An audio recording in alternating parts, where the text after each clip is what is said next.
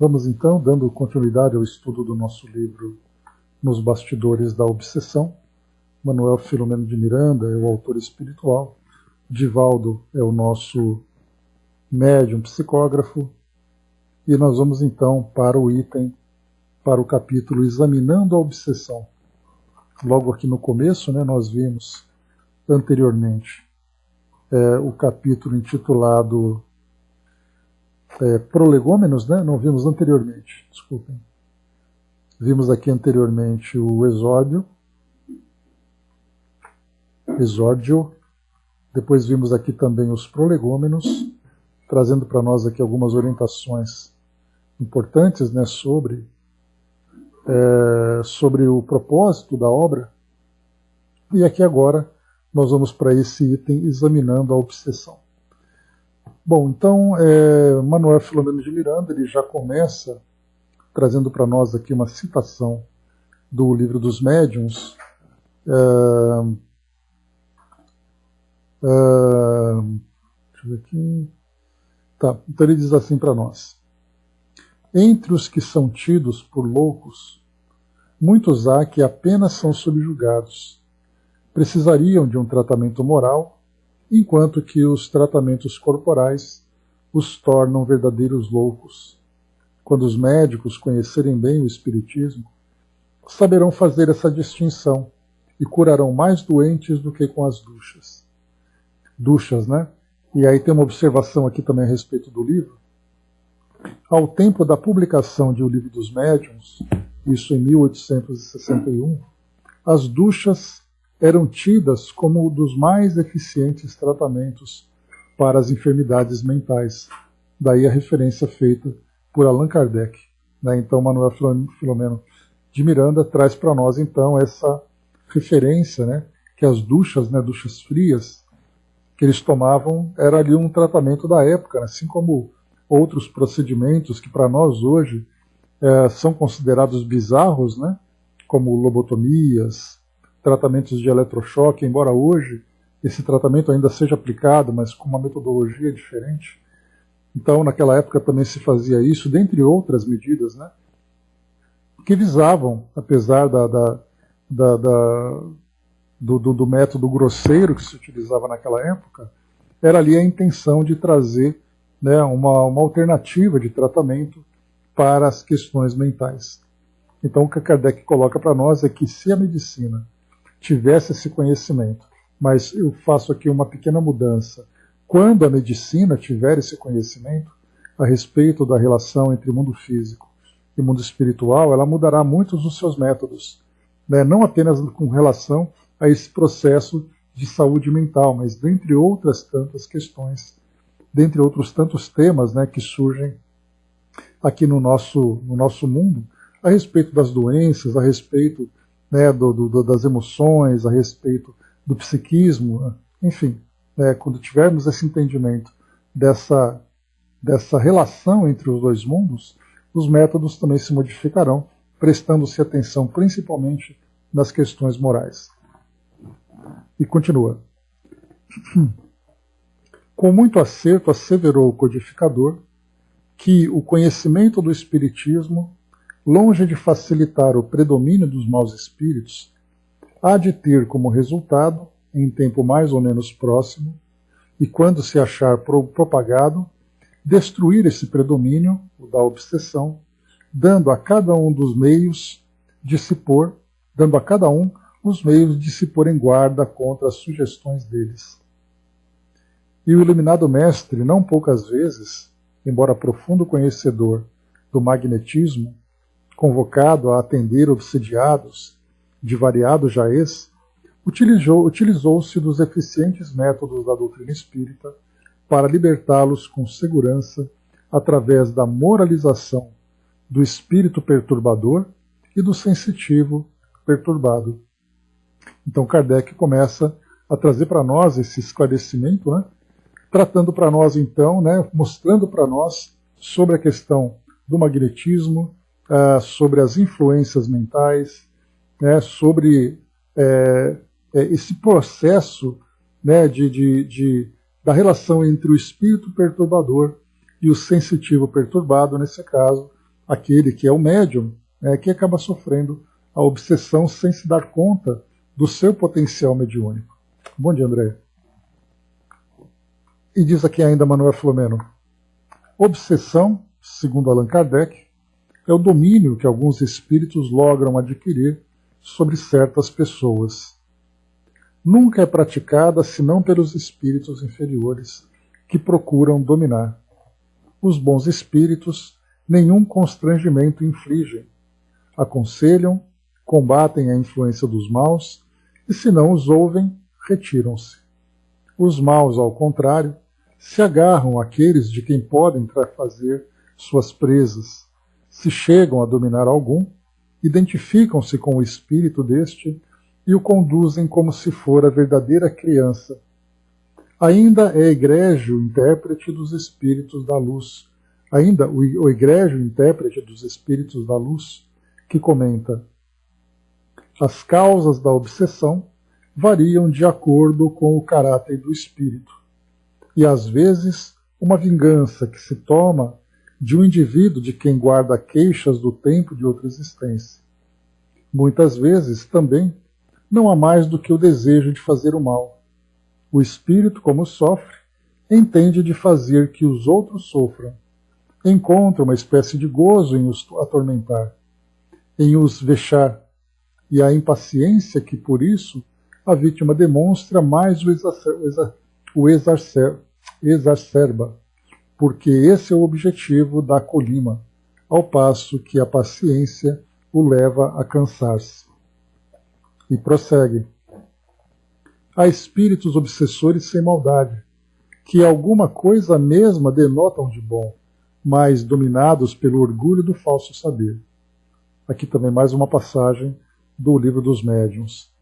E Manuel diz para nós: obsidiados sempre os houve em todas as épocas da humanidade, repontando vigoroso o fenômeno mediúnico em todos os povos e em todos os tempos, oferecendo roteiros iluminativos para muitas civilizações, foi também veículo de pungentes dramas de vultos que se celebrizaram na história. Então aqui ele vai começar a trazer para nós agora aqui, elencar personalidades da história que vivenciaram o processo obsessivo, que perante a história nada mais era do que estados de loucura, estados patológicos. Mas diz aqui Manuel: Nabucodonosor, segundo o grande rei da Galileia, Nabucodonosor II, o grande rei, Nabucodonosor II, o grande rei da Caldeia, perturbado por espíritos vingadores, experimentou tormentos inomináveis, obsidiado, descendo a misérrima condição de anormal.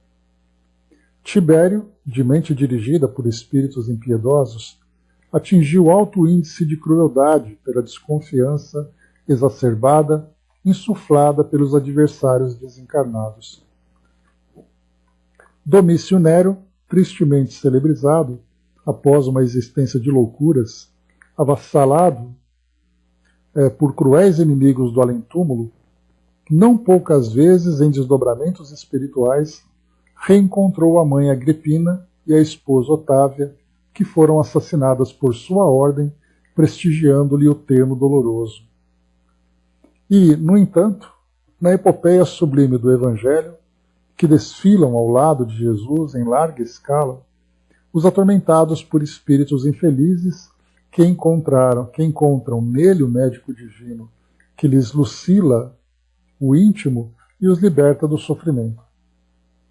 Os discípulos do Rabi Galileu, vezes sem conta, aplicaram o passe curativo nos inúmeros obsidiados que os buscavam, prosseguindo o ministério apostólico entre os atormentados da terra e os perturbados do mundo espiritual, como fizera o Mestre.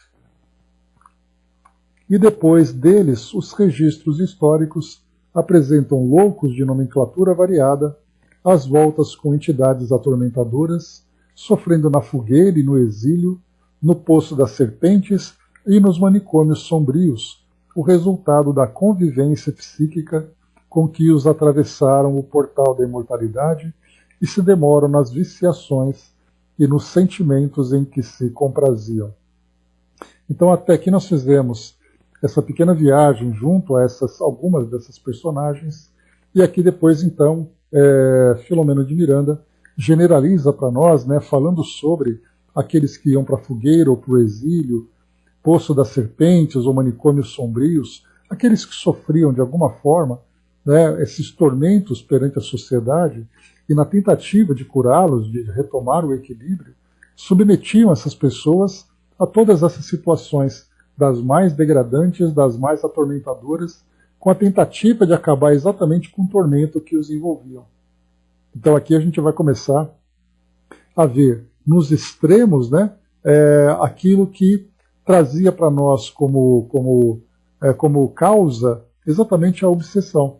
Mas saindo dos extremos e entrando na vida comum de todos nós, vemos ali pequenas situações que também estão relacionadas com o processo obsessivo. E para isso, então, há necessidade de nós, primeiro, compreendermos o que é o processo, depois, então, buscarmos o tratamento devido através da moralização, tanto de um como de outro, tanto do obsessor como do obsediado. E ele continua. Só um instante. Só um minutinho. Aqui.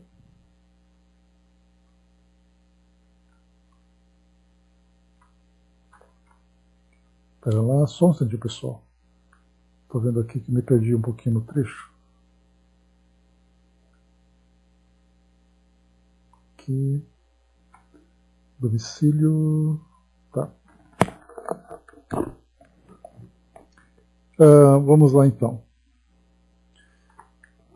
Asseverou Allan Kardec. Bom dia, Fabio. Asseverou Allan Kardec. Não foram os médiuns nem os espíritas que criaram os espíritos.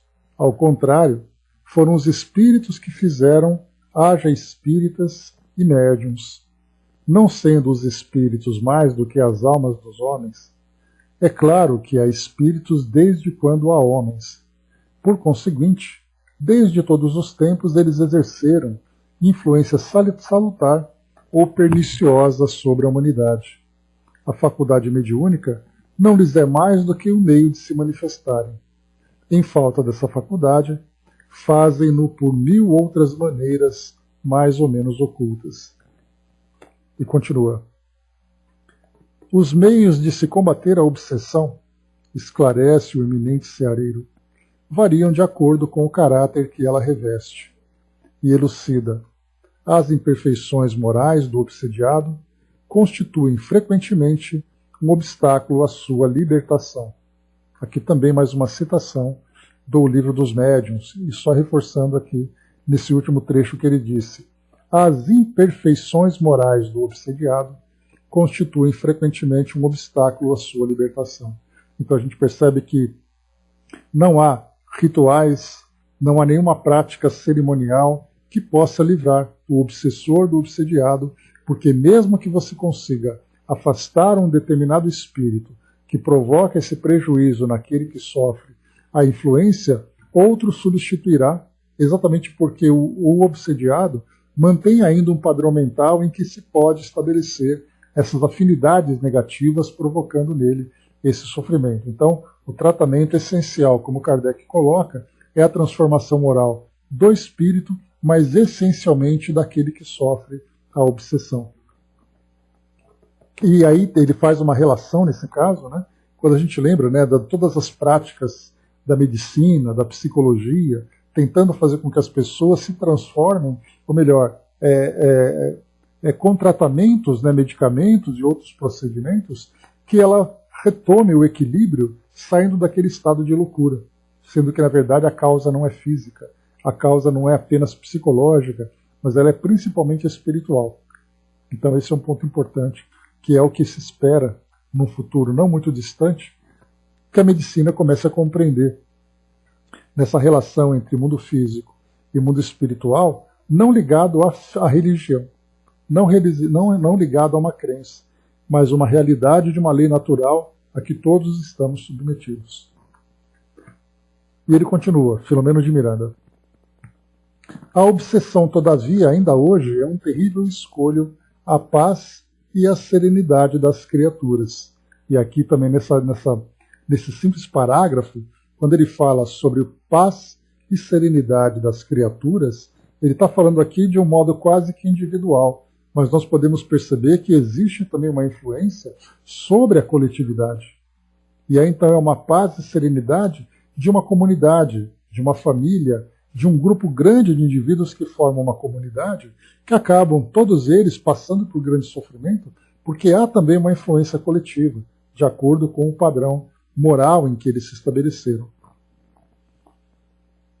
Com origem nos refolhos do espírito encarnado, obsessões há em escala infinita e, consequentemente, obsediados existem em infinita variedade, sendo a etiopatogenia de tais desequilíbrios geneticamente denominada distúrbios mentais, mais ampla do que a clássica apresentada, merecendo destaque aquela denominação causa kármica. Então aqui também ele começa a trazer para nós, né, que enquanto Kardec catalogou lá no Livro dos Médiuns a obsessão como sendo simples, como sendo a de subjugação ou a de fascinação, né, independente da ordem, e também trazendo a questão da possessão como um processo que pode ter como causa a obsessão, ele traz ali apenas de uma forma didática essas 3 ou 4 formas diferentes de obsessão. Mas quando ele coloca que existem uma infinidade de variedade e, consequentemente, também nós vamos encontrar aqui uma escala infinita de obsessões, de formas diferentes de obsessão, de intensidades diferentes de obsessão, nós vamos encontrar também obsediados de infinita variedade. É uma relação direta, né? Se há formas infinitas de graus de obsessão, de tipos de obsessão, de causas de obsessão, nós vamos encontrar também os obsediados nessas mesmas condições infinitas. Jornaleiro da eternidade, o espírito conduz os germes kármicos que facultam o convívio com os desafetos do pretérito, ensejando a comunhão nefasta. Todavia, não apenas o ódio, como se poderia pensar, é o fator causal das obsessões, e nem somente na Terra se manifestam os tormentos obsessivos. Além da sepultura, nas regiões pungentes e aflitivas de reajustamentos imperiosos e despertamentos inadiáveis das consciências, defrontam-se muitos verdugos e vítimas, começando ou dando prosseguimento aos nefandos banquetes de subjugação psíquica em luta intermina de extermínio impossível. Olha que expressão, que imagem forte, né, que Filomeno de Miranda traz para a nossa mente, né, que não apenas aqui, né, na relação entre mundo espiritual e mundo físico, até mesmo no plano espiritual, quando esses desafetos se encontram, ficam então nessa luta interminável, exatamente como ele coloca para nós aqui, luta intermina de extermínio impossível. Imaginando esses espíritos se arrastando, né, pelo plano espiritual afora, nas mais variadas dimensões, naquele processo de perseguição em busca da justiça pelas próprias mãos, sem que isso jamais termine.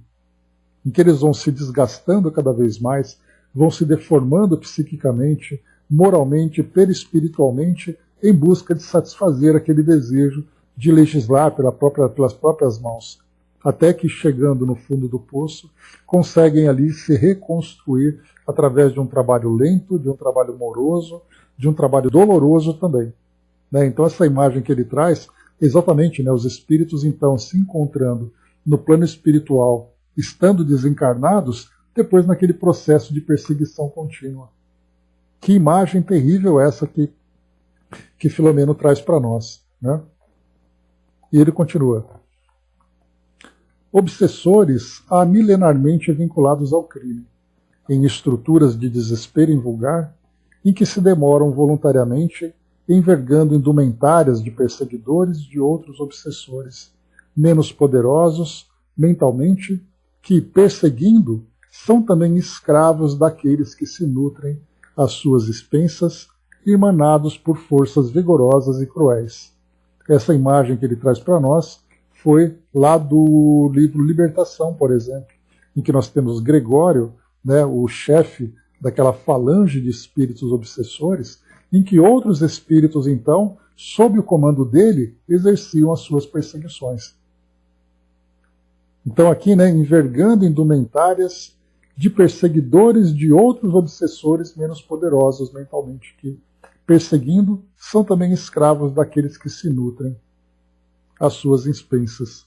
Então, bem interessante aqui essa visão que ele lembra para nós, né? Então, existe ali, né, uma escala de influências no plano espiritual, hierarquias nesse ponto, né, de espíritos que ou tem ali um objetivo direto de alcançar aquele objetivo, né, aquela perseguição, ou ele tem ali, né, um objetivo indireto, utilizando-se de outros espíritos para se comprazer, alimentando ali o seu desejo de poder, o seu desejo de controle. André lembrou aqui, me lembrei dos exemplos do livro de Luiz Gonzaga, né, de doutrinação, diálogos e monólogos, né? Então, bem interessante, a gente via também ali como esses espíritos, então, na prática, eles acabavam, então, causando sofrimento a si mesmos e causando sofrimento para aqueles que perseguiam. Né? Uma terrível imagem também. E ele segue para nós aqui o Filomeno. Na Terra, igualmente, é muito grande o número de encarnados que se convertem, por irresponsabilidade e invigilância, em obsessores de outros encarnados, estabelecendo um consórcio de difícil erradicação e prolongada duração, quase sempre em forma de vampirismo inconsciente e pertinaz. São criaturas atormentadas, feridas nos seus anseios, invariavelmente inferiores que, fixando aqueles que elegem gratuitamente como desafetos, os perseguem em corpo astral através dos processos de desdobramento inconsciente, prendendo muitas vezes nas malhas bem urdidas da sua rede de indiciocracia, idiosincrasia, esses desacissados morais que então se transformam em vítimas portadoras de enfermidades complicadas e de origem clínica ignorada. Então aqui ele fala também sobre as relações patológicas que nós temos hoje aqui no nosso mundo encarnados. Então, dentro de uma família, dentro de um ambiente social, dentro de um ambiente profissional, pessoas que se perseguem no dia a dia através ali daquele assédio moral, né? Então ali através da violência psíquica, violência de várias ordens, inclusive física, né? Chegando ali, né, até mesmo na criminalidade dentro da nossa legislação. Mas o que Manuel Filomeno de Miranda lembra é que essa perseguição não acontece apenas enquanto eles estão no estado de vigília, enquanto eles estão acordados. No momento em que adormecem, também essa perseguição continua. Então, para nós, é aquele casal, é aquela família, é aquele grupo de indivíduos, né, que exercendo ali, né, aquele tormento no cotidiano, no dia a dia, muitas vezes esperam, né, não vejo a hora de poder adormecer e esquecer a minha rotina. E acaba não percebendo que, adormecido em processo de desdobramento, continuam nessas perseguições.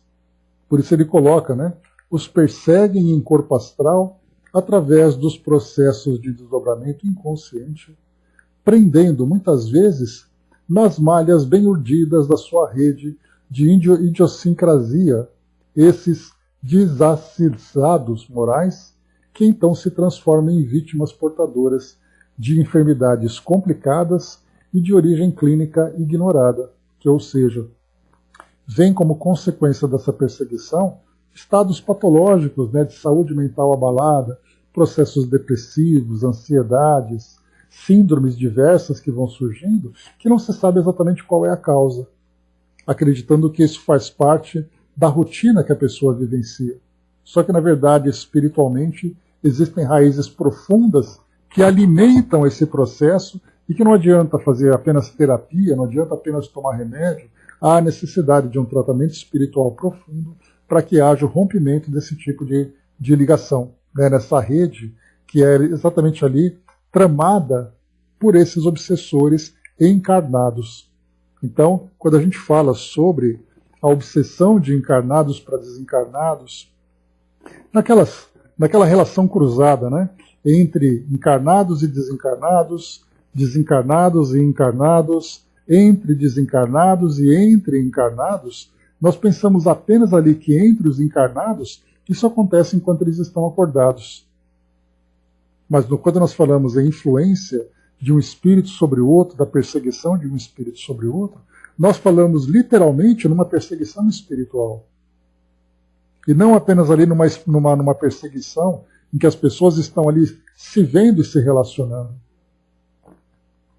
E ele segue.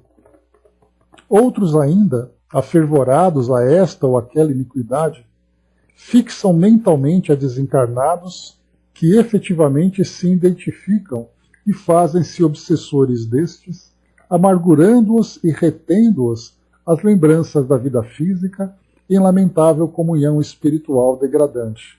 Olha que interessante também essa parte que ele traz para nós.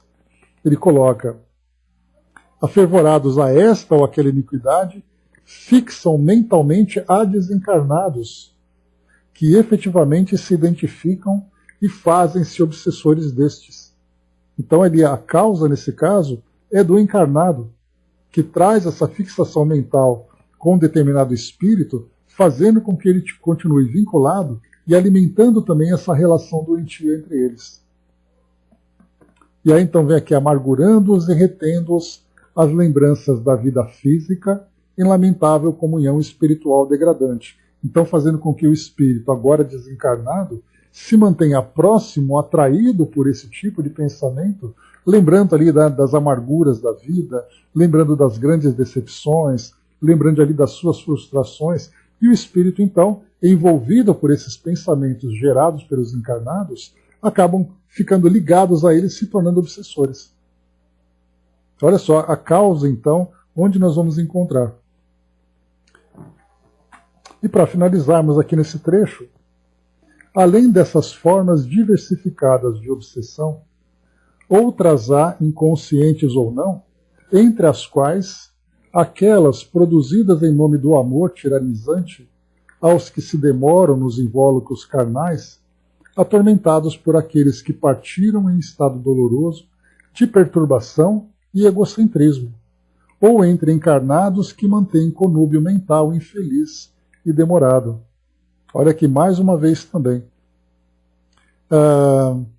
Produzidas em nome do amor tiranizante aos que se demoram nos invólucros carnais. Aqueles espíritos, então, que desencarnam, mas não desejam prejudicar aquele que ficou, mas ele deseja continuar vinculado, né, sendo ali, tendo exclusividade, a partir do seu egocentrismo, dos sentimentos e pensamentos daquele que ficou.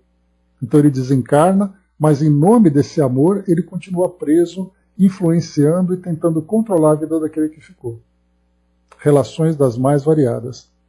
Nosso amigo Rui, muito bem-vindo, bom dia. Trouxe para nós. A angústia é a forma destrutiva de cada irmão espiritual que não se enxerga no plano espiritual, ainda trazendo perseguições pretéritas que só mostram sofrimentos atrozes e dessa obsessão que logra por tempos até mesmo indeterminados. Mas sempre num futuro ainda calado, num tempo vazio, tudo retornará e fará com que o desentendimento desses espíritos, ainda vazios, encontrarão o seu espaço como doentes que sairão dessa rotina e mostrarão que tudo que estava sendo mostrado, que eram apenas condutas que, sem o julgamento de qualquer um, voltarão a mostrar que nada daquilo, esquecendo do tempo que foi realizado, o processo obsessivo, e assim tudo voltará à normalidade. Tudo a seu tempo, tudo com o amor do nosso Pai, e assim será feito.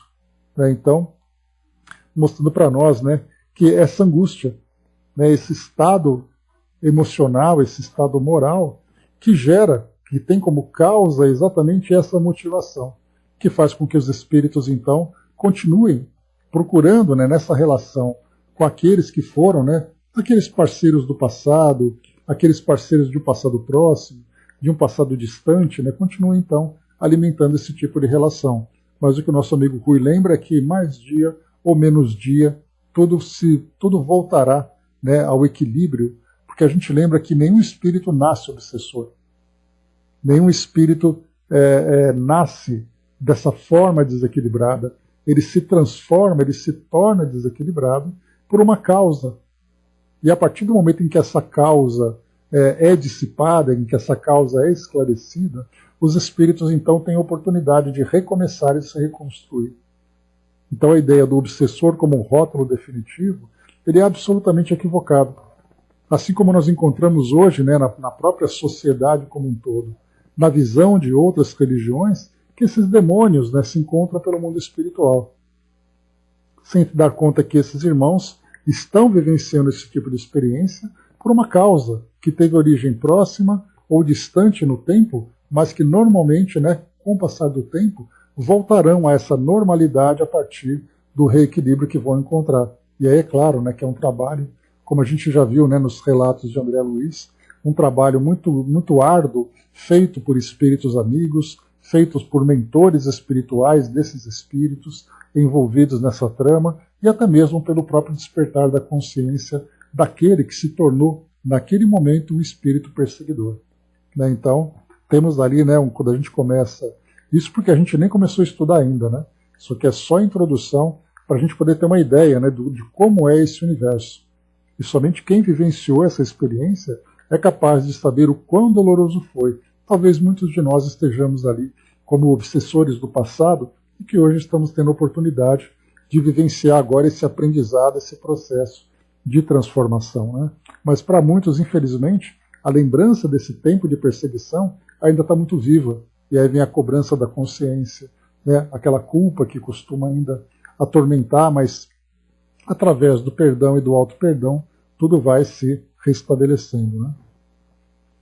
Muito bem, essa aqui é a primeira parte que nós lemos, então, dessa introdução, ou melhor, desse capítulo examinando a obsessão. Vamos agora para a segunda parte. Diz assim, Filomeno: obsessores obsediados. A obsessão, sob qualquer modalidade que se apresente, é enfermidade de longo curso, exigindo terapia especializada, de segura aplicação e de resultados que não se fazem sentir apressadamente. Os tratamentos da obsessão, por conseguinte, são complexos, impondo alta dose de renúncia e abnegação àqueles que se oferecem e se dedicam a tal mistério. Uma força existe capaz de produzir resultados junto aos perseguidores encarnados ou desencarnados, conscientes ou inconscientes, a que se deriva da conduta moral. A princípio, o obsessor dela não se apercebe. O obsessor dela não se apercebe. No entanto, com o decorrer do tempo, os testemunhos de elevação moral que enseja, confirmando a nobreza da fé que professa como servidor do Cristo, colimam por convencer o algoz da elevação de princípios de que se revestem os atos do seu doutrinador, terminando por deixar livre, muitas vezes, aquele a quem afligia. Além da exemplificação cristã, a oração consegue lenir as úlceras morais dos assistidos, conduzindo benesses de harmonia que apaziguam o desequilíbrio, reacendendo nele a sede e a necessidade da paz. Antes de continuarmos, tem algo interessante também da gente analisar, né? Quando nós falamos aqui, ou melhor, quando o Filomeno fala para nós aqui, quando ele diz assim: no entanto, com o decorrer do tempo, os testemunhos de elevação moral que enseja, confirmando a nobreza da fé que professa como servidor do Cristo, aí colimam em convencer o algoz da elevação de princípios. E depois ele diz ainda: além da exemplificação cristã, a oração consegue lenir as úlceras morais dos assistidos. Percebam que nós começamos aqui a trazer termos que são de domínio das religiões. E aí então nós vamos pensar que uma perseguição espiritual receberá a cura, né, será curada, através da vivência de uma fé vigorosa, de uma fé verdadeira dentro de um ambiente religioso.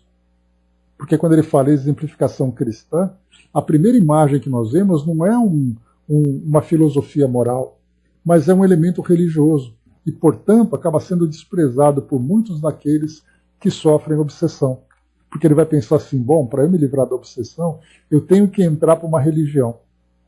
Mas ou eu não acredito, ou eu não quero, e, portanto, não tenho interesse, e continuo sofrendo a obsessão. E aí o que Filomeno de Miranda traz para nós é exatamente a vivência de valores nobres, de uma espiritualização do indivíduo. E lembrando que quando nós falamos em espiritualização, não falamos de uma religiosidade.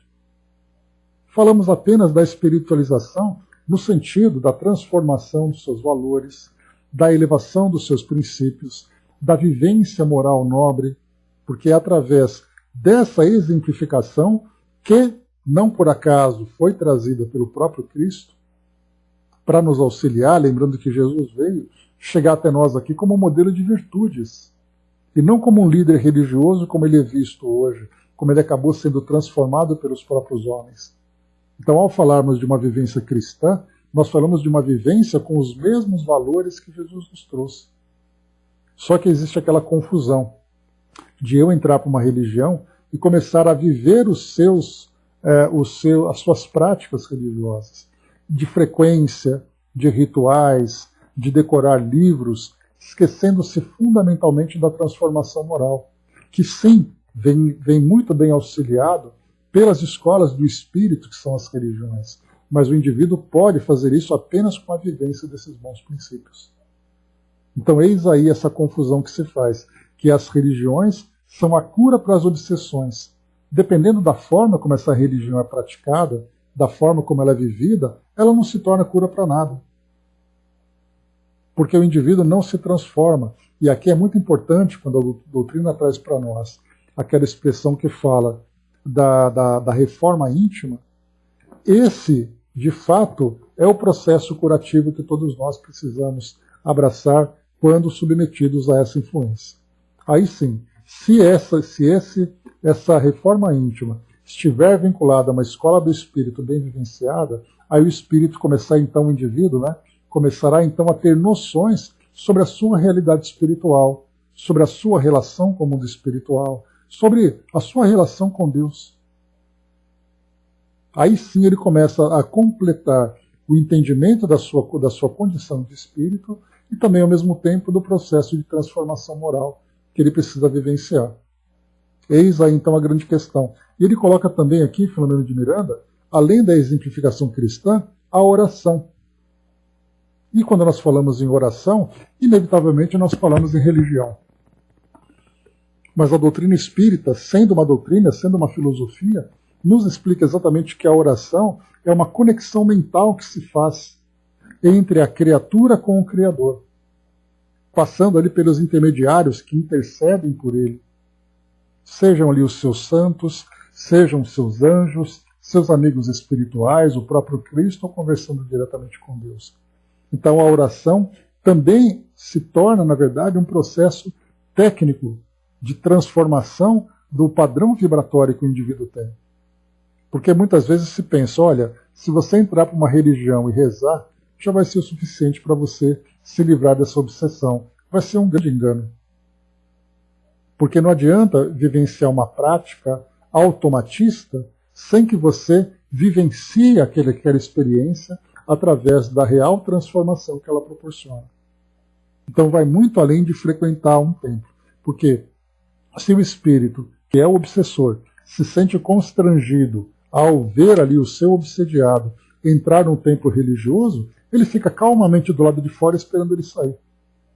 Enquanto aquele indivíduo que é o alvo da obsessão não se transformar moralmente, mostrando, como ele coloca nesse parágrafo de uma forma tão importante, mostrar os testemunhos de elevação moral que acaba ensejando depois, confirmando a nobreza da sua fé. e sendo nesse caso ali, né, esse testemunho de transformação.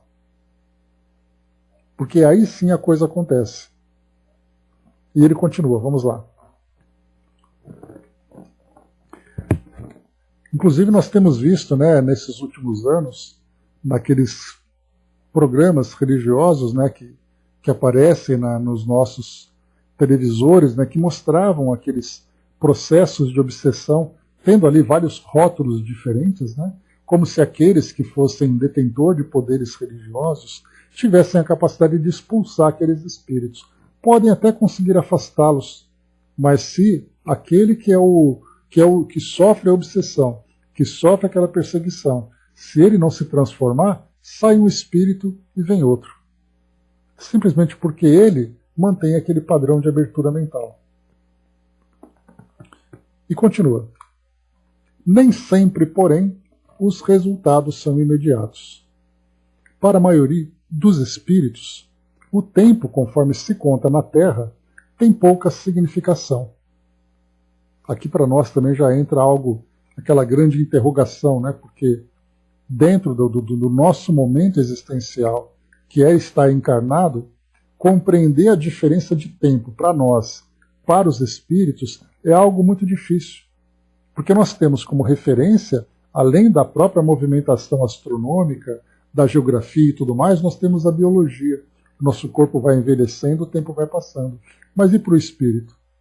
O espírito não depende de um envelhecimento biológico. O espírito não depende de uma geografia ou de movimentos astronômicos. Ele simplesmente vive seus dias, e até mesmo a palavra dia para nós é muito relativa, né? Ele continua vivendo os seus momentos como se o tempo não passasse.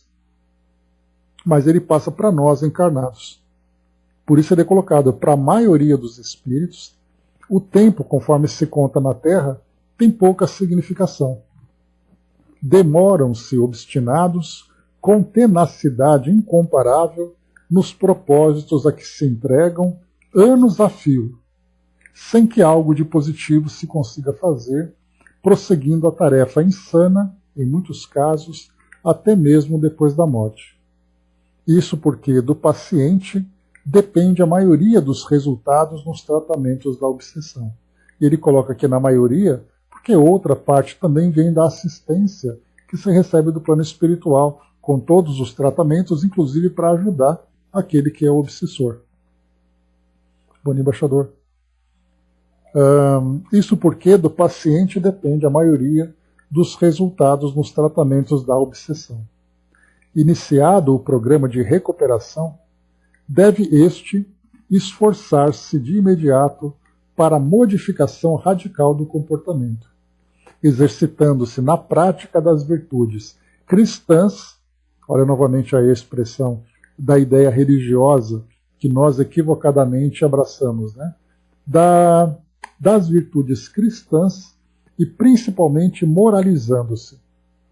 A moralização do enfermo deve ter caráter prioritário, considerando-se que através de uma renovação íntima bem encetada, ele demonstra para o seu desafeto a eficiência das diretrizes que lhe oferecem como normativa de felicidade.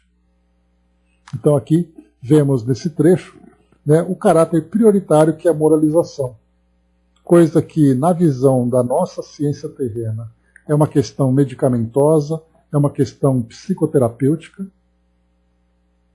Dentro da visão religiosa, a ideia de exorcismos e outras práticas para afastar aquele espírito que é o causador daquele sofrimento, e a doutrina espírita nos mostra que começa pela modificação do doente.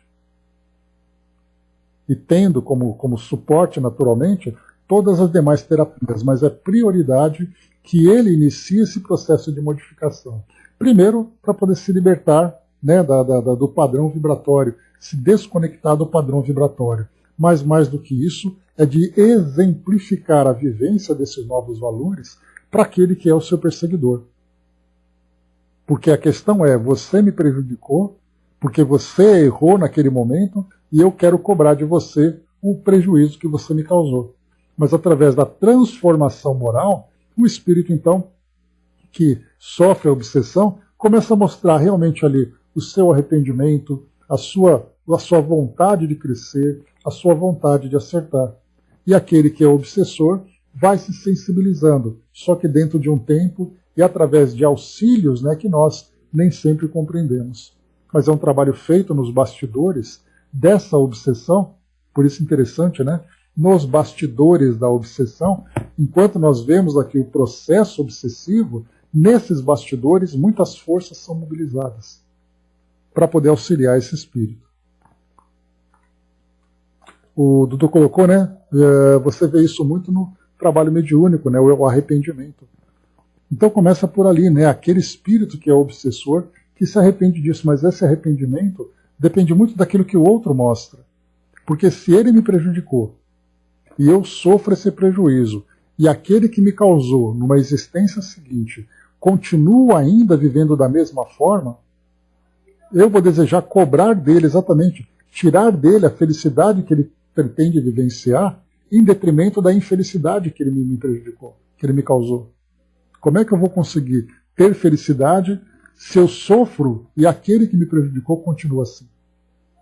Então, na verdade, é assim, vamos nos igualar para ficar exatamente todos iguais no mesmo sofrimento. Aí sim, todos se comprazem, né? Todos ficam felizes, entre aspas. André colocou? Com essas colocações estou entendendo que uma pessoa de comportamento moral e ético bom não sofrerá obsessão, mas isso não acontece, pelo que leio às vezes. Não, na verdade, André, o que a gente coloca é assim. Quando existe uma relação entre encarnados e desencarnados, através de uma conexão em que há uma afinidade, né, uma afinidade entre eles, eu tenho um vício, um espírito se compraz com esse vício, se aproveita desse meu vício, a minha transformação moral vai fazer com que esse espírito saia desse meu padrão e vá buscar um outro que alimente aquilo que ele deseja. Mas o que nós estamos vendo aqui é que nós temos casos em que há causas anteriores na relação entre esses espíritos. Então, o meu desejo de me vingar, aí então vem a ideia da vingança, vai acontecer independente da transformação que o outro vivencie, porque é aquilo que eu desejo. Mas vai ser exatamente através dessa transformação, dessa persistência, dessa vontade realmente de se transformar, que vai fazendo com que essa relação diminua na sua intensidade. Então, essa pessoa que tem um comportamento moral e ético hoje, no passado não foi assim. Por isso que o Filomeno ele coloca para nós que é um processo longo. Porque enquanto nós estamos vivendo aqui o nosso dia a dia, querendo que as coisas aconteçam de imediato, aquele espírito perseguidor traz a sua mente presa num passado distante. E é esse passado distante que faz com que ele continue endurecido nesse mesmo comportamento. Né? Deixa eu ver aqui.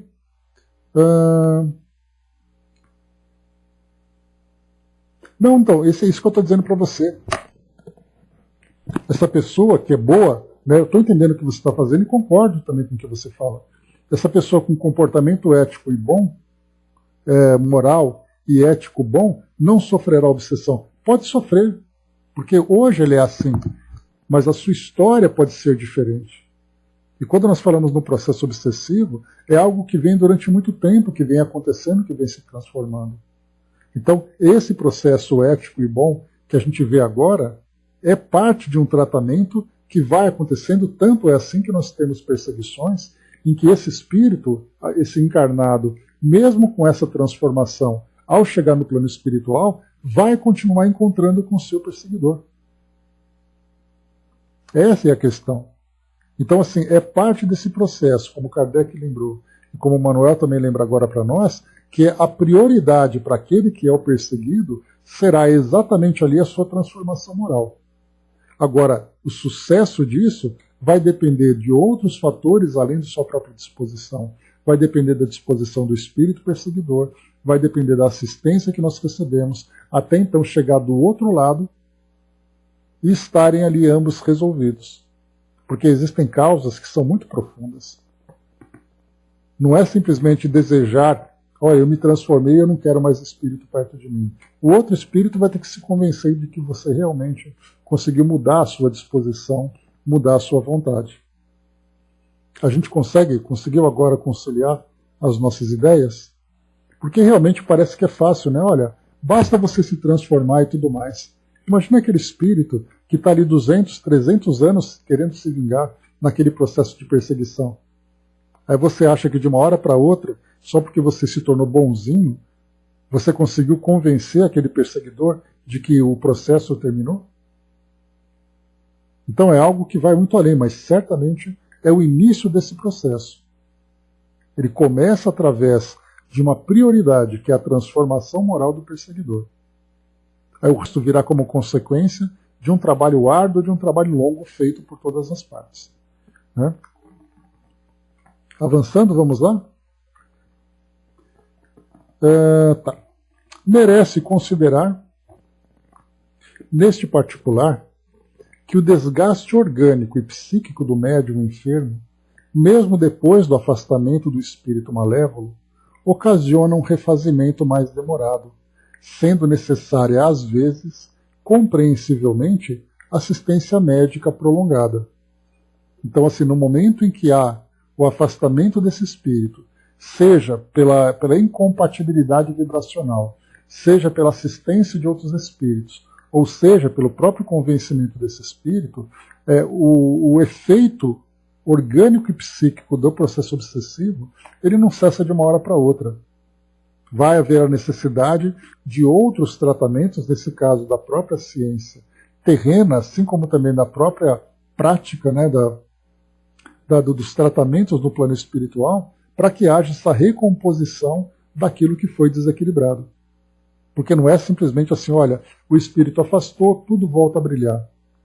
Existe ali a necessidade de uma reconstrução, inclusive do próprio espírito perseguidor também. Diante dos esforços que se conjugam entre o assistente e o assistido, os espíritos superiores interessados no processo da humanidade oferecem também valiosos recursos que constituem elementos salutares e preciosos.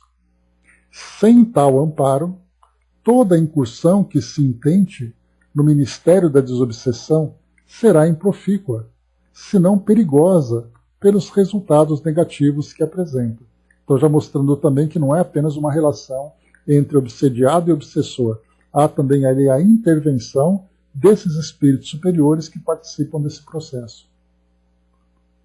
Um espírito lidador devidamente preparado para as experiências de socorro aos obsediados é dínamo potente que gera energia eletromagnética, que, aplicada mediante os passes, produz distonia e desajustes emocionais no hóspede indesejável, afastando-o de momento e facultando assim ao hospedeiro a libertação mental necessária para asepsiar-se moralmente, reeducando a vontade, meditando em oração, num verdadeiro programa evangélico bem disciplinado, que, seguro e lentamente, edifica uma cidadela moral em defesa em volta dele mesmo. Então aqui a transformação moral, a vivência da sua espiritualidade, até mesmo ali da religiosidade que ele tem, diferentemente, né? Religiosidade é uma coisa, religião é outra. Religião é a sua estrutura, é a estrutura daquela instituição, né? Moral, filosófica, das suas práticas. A religiosidade é a vivência daquela pessoa dentro daquela filosofia. E aí nós teremos religiosidades que são superficiais, outras que são profundas e sólidas. Mas, de qualquer forma, nós tratamos aqui que o apoio das religiões auxilia na transformação moral do indivíduo, mas não é a religião que vai curá-lo, é ele próprio que vai se curar através, né, da irradiação da sua própria luz. E depois aqui também, como foi falado, né, trazendo aqui para nós, diz assim, nesse programa evangélico, né, mais uma vez, fala-se aqui exatamente de um progresso, de um processo moral, né, e não de um programa evangélico no sentido religioso. Por isso o mestre, diante de determinados perseguidores desencarnados, afirmou: contra esta casta de espíritos, só a oração e o jejum.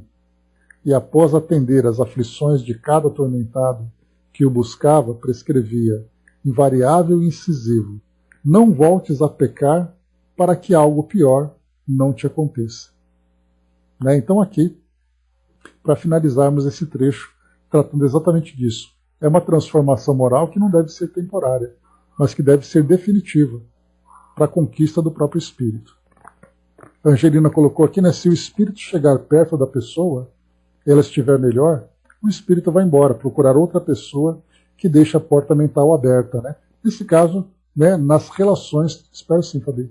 Nesse caso, nas relações de espíritos que buscam apenas ali oportunidades de se alimentar daquelas tendências inferiores que o encarnado traz.